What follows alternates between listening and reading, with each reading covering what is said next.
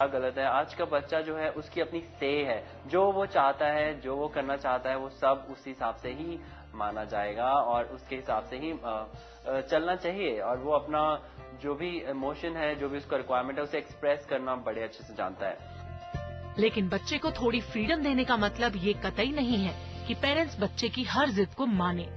ऐसा करने से बच्चे की आदतें और बिगड़ सकती हैं और ऐसे में बच्चा पेरेंट्स की हर बात को अवॉइड करने लगता है। आपको इस बात का बराबर ख्याल रखना है कि आपके बच्चे के लिए क्या सही है और क्या गलत। लेकिन बच्चे को प्यार और रिस्पेक्ट देना भी आप ही का फर्ज है। आप अपने बच्चे के साथ एज अ फ्रेंड बन के रहिए।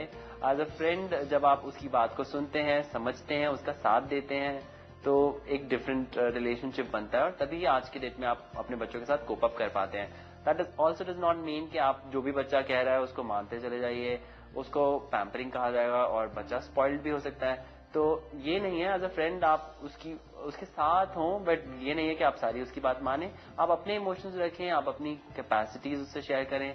जो आप नहीं कर सकते उस पर आप रिस्पेक्टफुली, लविंगली, थोड़ा सा फर्म होकर के उस बात को कहेंगे तो डिफरेंट होगा।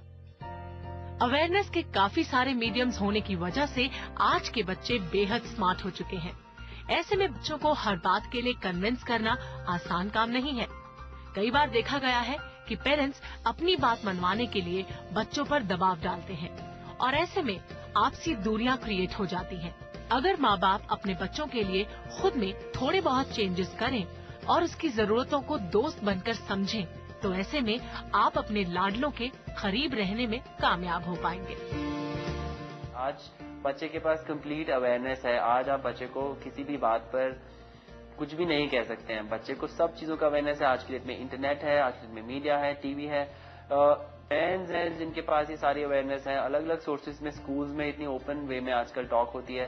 तो किसी भी बात पर आप ये नहीं सोचते हैं कि बच्चे को आप बेवकूफ बना सकते हैं। That's not possible. आप बच्चे को उसको रिस्पेक्ट दें और उसे एज एन इंडिविजुअल ट्रीट करें और जो वो कहना चाह रहा है उसे कहने का मौका दें और अपनी बात को भी कहें। एंड ये बिल्कुल भी मिसअंडरस्टैंडिंग में ना रहें कि आप कुछ भी कह देंगे और उस चीज को वो ले लेगा।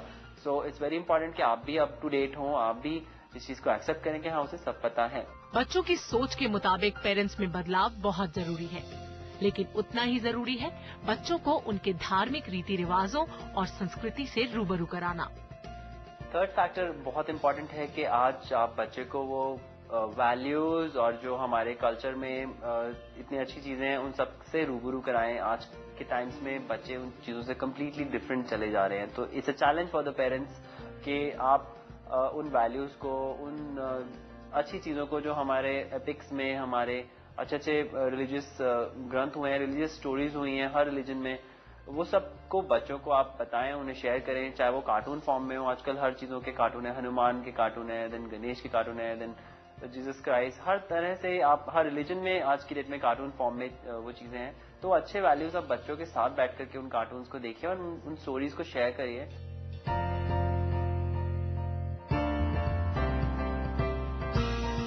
माँ बाप और बच्चे का रिश्ता कांच की तरह नाजुक होता है।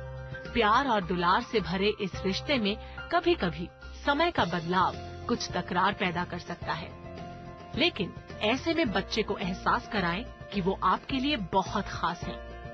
उसके साथ कुछ पल गुजारें और घर में उसे बेहतर माहौल दें, ताकि बच्चा अपनी हर बात आपसे खुलकर शेयर करे। अगर माँ बाप बच्चों की बात को बच्चों के नजरिए से समझेंगे तो रिश्तों को मजबूती मिलेगी।